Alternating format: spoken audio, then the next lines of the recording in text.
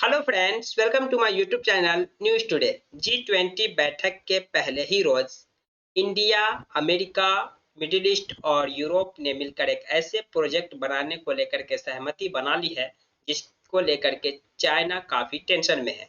जिस प्रोजेक्ट का नाम है India middle east Europe mega economic corridor. इस प्रोजेक्ट की घोषणा होते ही चाइना के बारे में आ रहा है कि चाइना इस प्रोजेक्ट से काफी ज्यादा खफा है, काफी ज्यादा टेंशन में है। क्योंकि आप जानते होंगे कि चाइना ने 2013 में एक बीआरआई प्रोजेक्ट लॉन्च किया था, यानी बेल्ट एंड रोड इनिशिएटिव, जिसके तहत चाइना का उद्देश्य था कि चाइना को अफ्रीका और मिडिल ईस्ट और यूरोप से जोड़ना। जिसके तहत चाइना ने काफी ज्यादा इन्वेस्ट किया मार्केट में, यानी कि अलग अलग जो अफ्रीकन कंट्रीज है, एशियन कंट्रीज है, फिर मिडिल ईस्ट कंट्रीज में अपने प्रोजेक्ट के तहत अलग अलग बंदरगाह, सी पोर्ट, रेलवे वगैरह को कनेक्ट करने के लिए बीआरआई प्रोजेक्ट के तहत अलग अलग देशों में काफी ज्यादा लोन दिए। और कुछ कंट्रीज जो लोन वापस रिपे करने में सफल नहीं हो पाए तो फिर चाइना ने उस कंट्रीज के जो पोर्ट है उसको भी कब्जे में ले लिए। और जिससे चाइना की वहां जो है ना महत्व काफी ज्यादा बढ़ गई, यानी वहां पर चाइना की जो है प्रेजेंस और ज्यादा पहले से मजबूत हो गई। चाइना को वो देश फेवर करने लगे क्योंकि चाइना की गिरफ्त में आ गए। जिसको देखते हुए जो यूरोप है, अमेरिका है, मिडिल ईस्ट, ये पहले से ही नजर गड़ाए रखे हुए थे कि किस तरह से चाइना का जो बीआरआई प्रोजेक्ट है इसका कोई तोड़ निकाला जाए। और फाइनली जी 20 एक बहुत बड़ा मंच है। इस मंच से यह घोषणा किया गया कि इंडिया, अमेरिका, मिडिल ईस्ट के कंट्री जिसमें सऊदी अरब, यूएई, जॉर्डन, इन सभी देशों और यूरोप में फ्रांस, जर्मनी, इटली वगैरह इन सभी देशों ने मिलकर एक मेगा इकोनॉमिक कॉरिडोर्स का अनाउंस किया है। तो आज हम इस वीडियो में जानेंगे कि इस इकोनॉमिक कॉरिडोर से भारत की कितनी ज्यादा भू रणनीतिक महत्व बढ़ेगी, भारत को इकोनॉमिकली कितना ज्यादा बेनिफिट्स होगा, और साथ ही साथ इससे भारत की जो विश्व में और कितनी ज्यादा छवि इंप्रूव होगी। सभी चीजों पर हम डिटेल्स में जानने की कोशिश करेंगे, डिटेल से कवर करने की कोशिश करेंगे। आप लोगों से रिक्वेस्ट है कि आप अगर इस चैनल पर नए हैं तो प्लीज मेरे चैनल को सब्सक्राइब कर दे, वीडियो को लाइक कर दे। सबसे पहले आप इस मैप को देख सकते हैं जिसमें ये इंडिया है और ये यूरोप है। तो इस प्रोजेक्ट के तहत इंडिया से लेकर के जो मिडिल ईस्ट है, जिनमें यूएई तक जो कनेक्ट किया जाएगा वो सी पोर्ट के माध्यम से कनेक्ट किया जाएगा। यानी इंडिया और यूएई के पोर्ट को डेवलप किया जाएगा और यहाँ से यहाँ तक के जो रास्ता होगा वो शिप के जरिए तय किया जाएगा, सी पोर्ट को डेवलप किया जाएगा। इसके बाद जो मिडिल ईस्ट में यूएई से लेकर के इजराइल तक जो है, यहाँ पर जो कनेक्टिविटी रेलवे एंड सड़क मार्ग के तहत किया जाएगा। फिर इजराइल से लेकर के जो भूमध्य सागर होकर इटली और फ्रांस और फिर जर्मनी तक कनेक्ट किया जाएगा। यानी इस प्रोजेक्ट के तहत रेलवे और सी पोर्ट को कनेक्ट किया जाएगा। और ये काफी बड़ा प्रोजेक्ट है। हम आगे चर्चा करेंगे कि कितना ज्यादा इस प्रोजेक्ट के तहत यूरोपियन यूनियन विकासशील देशों में इन्वेस्ट करेगा। आप आप एक और मैप देख सकते हैं, यहाँ पर भी आपको ज्यादा क्लियर दिखेगा कि ये इंडिया का ये मुंबई पोर्ट है, इससे फिर ये दुबई कनेक्ट होगा, दुबई से ये सऊदी अरब होते हुए फिर जॉर्डन और इजराइल और फिर इस तरह से इटली और फिर फ्रांस वगैरह पूरे यूरोप को कनेक्ट किया जाएगा। इससे जो सबसे बड़ा बेनिफिट्स ये होगा कि जो चाइना की जो पॉलिसी है कि चीन से अफ्रीका, मिडिल ईस्ट और यूरोप को जो कनेक्ट करने के लिए बीआरआई प्रोजेक्ट बनाया, जिसके तहत उन्होंने अलग अलग देशों को लोन दी है, अलग अलग देशों पे सी पोर्ट बनाए हैं, रेलवे बनाए हैं, हाईवे बनाए हैं, तो उनसे जो अलग अलग देशों ने उससे जो कर्ज लिया है काफी महंगा, उस कर्ज को जो रिपे नहीं कर पाते, जिसके कारण चाइना वहां अपनी प्रेजेंस को बढ़ा लेते हैं, यानी उन देशों की कुछ संपत्ति को कब्जा कर लेते हैं, फिर अंतर्राष्ट्रीय मंच पर अपने पक्ष में बोलने के लिए मजबूर करते हैं। इससे इन देशों को उभारना, साथ ही साथ जो दूसरा सबसे बड़ा जो मेन कारण है कि जो यूरोप से भारत या फिर भारत से यूरोप या फिर यूरोप से मिडिल ईस्ट या मिडिल ईस्ट से यूरोप या मिडिल ईस्ट से इंडिया, जो ये कोई भी जो सामान का लेन देन होता है, तो आप यहाँ पर एक रास्ता देख सकते हैं कि इंडिया जो अभी जो यूरोप किसी गुड्स एंड सर्विस को जो भेजते हैं तो वो इंडिया से इस रेड सी के माध्यम से यूरोप जाते हैं, तो यानी थोड़ा सा ज्यादा खर्चीला पड़ता है। लेकिन जब ये रास्ता बन जाएगा तो थोड़ा समय भी कम लगेगा और खर्च भी कम पड़ेगा। साथ ही साथ एक अल्टरनेटिव विकल्प तैयार हो जाएगा कि अभी तो सिर्फ एक ही विकल्प है, यानी ये वाला रेड सी वाला रास्ता। अगर कभी कभी जो स्वेज नहर है, स्वेज कैनाल में कभी कोई प्रॉब्लम आ जाती है, कभी कोई शिप फंस गया, कुछ हो जाता है, तो 2-3 दिन व्यापारी बाधा रहता है, जिससे काफी ज्यादा अंतरराष्ट्रीय नुकसान होता है। लेकिन एक अल्टरनेटिव विकल्प जब तैयार रहेगा तो एक किसी रास्ते पर डिपेंडेंसी नहीं रहेगी। तो ये इसके बेनिफिट्स है, व्यापार में कम समय लगेगा, कम खर्च आएगा और साथ ही साथ आपसी व्यापार बढ़ेगा, क्योंकि जब समय कम रहेगा, खर्च कम आएगा तो द्विपक्षीय व्यापार यकीनन बढ़ेगा। तो ये इस प्रोजेक्ट के कई सारे फायदे हैं। इस प्रोजेक्ट की घोषणा खुद प्रधानमंत्री नरेंद्र मोदी ने पहले ही दिन जो जी 20 के समिट के शनिवार को किया। इस प्रोजेक्ट के में शामिल जो देश है उसमें भारत है, यूएई है, सऊदी अरब है, यूरोपियन यूनियन है, फ्रांस, इटली, जर्मनी और अमेरिका भी शामिल है। प्रधानमंत्री नरेंद्र मोदी ने ट्वीट कर इसे ऐतिहासिक साझेदारी बताते हुए कहा कि आने वाले समय में ये भारत, पश्चिम एशिया और यूरोप के बीच आर्थिक सहयोग का बड़ा माध्यम होगा। इस कॉरिडोर से दुनिया की कनेक्टिविटी और सस्टेनेबिलिटी डेवलपमेंट को एक नई दिशा मिलेगी। तो प्रधानमंत्री नरेंद्र मोदी का ये ट्वीट देख सकते हैं। उन्होंने कहा कि यह एक ऐतिहासिक साझेदारी है।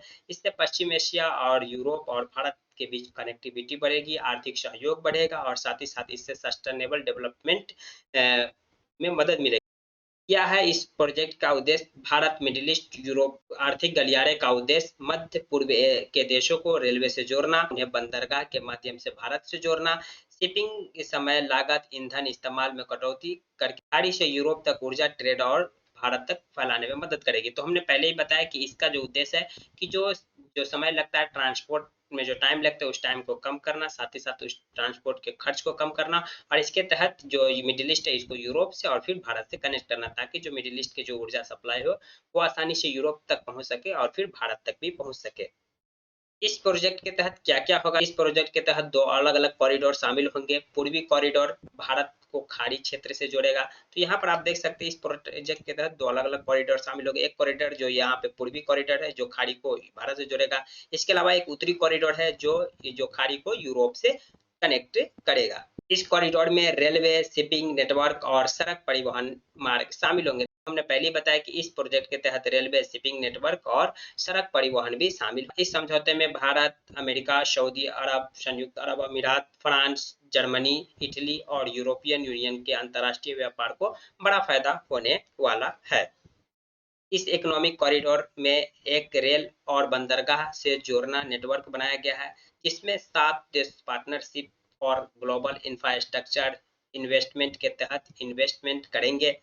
चीन के बीआरआई प्रोजेक्ट यानी कि बेल्ट एंड रोड इनिशिएटिव के तर्ज पर इससे एक महत्वाकांक्षी योजना बनाया जा रहा है। तो हमने पहले ही बताया कि इस जो प्रोजेक्ट है ये चीन की जो बीआरआई प्रोजेक्ट है उसको बीट करने के लिए बनाया गया है। यूरोपियन कमीशन के प्रेसिडेंट ने इसको लेकर के एक डॉक्यूमेंट्री तैयार किया है, जिसके मुताबिक इस प्रोजेक्ट को महाद्वीप और सिविलाइजेशन के बीच ग्रीन और डिजिटल पुल माना जा रहा है।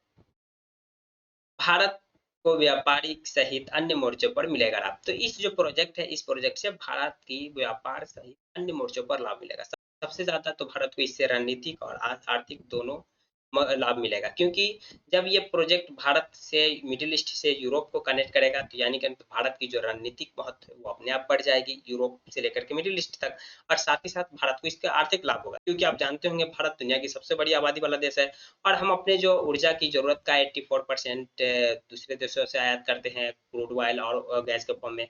अगर ये प्रोजेक्ट तैयार हो जाएगा तो हमको जो आयात करने पर जो खर्च लगता है, शिपिंग चार्ज, ट्रांसपोर्ट चार्ज, कुछ चार्ज कम हो जाएंगे। साथ ही साथ हम एक बहुत बड़ा एक्सपोर्टर कंट्री, मतलब बहुत सारे सामान बेचते हैं दुनिया में और आने वाले देशों में तो बेचने ही वाले हैं। तो फिर इस समय भी जो हमारी जो पकड़ है वो यूरोप तक आसानी से हो सकती है, यानी हमारे जो देश का माल है वो यूरोप तक आसान तक पहुंच सकता है। यानी भारत को इससे कुल मिलाकर के फायदा होने वाला है, और न सिर्फ भारत को बल्कि यूरोपियन और मिडिल ईस्ट कंट्री को भी इससे फायदा होगा। इस प्रोजेक्ट के तहत यूरोपियन संघ 35,623 करोड़ रुपया का इन्वेस्ट विकासशील देशों में करेंगे। इसकी घोषणा यूरोपियन संघ के अध्यक्ष ने किया कि इस प्रोजेक्ट के तहत हम ये जो विकासशील देशों में 35,623 करोड़ रुपया का निवेश करेंगे। साथ ही साथ यूरोपियन संघ के अध्यक्ष ने कहा कि जलवायु परिवर्तन एक वैश्विक खतरा है और खाद्य असुरक्षा बढ़ाने वाला कारक है। तो उन्होंने कहा कि जो जलवायु परिवर्तन है एक वैश्विक खतरा है और यह खाद्य असुरक्षा को बढ़ाने वाला कारक है। अगर हमें इस खतरे से निपटना है तो तापमान वृद्धि को 1.5 डिग्री तक सीमित करने के लक्ष्य तक पहुंचना है।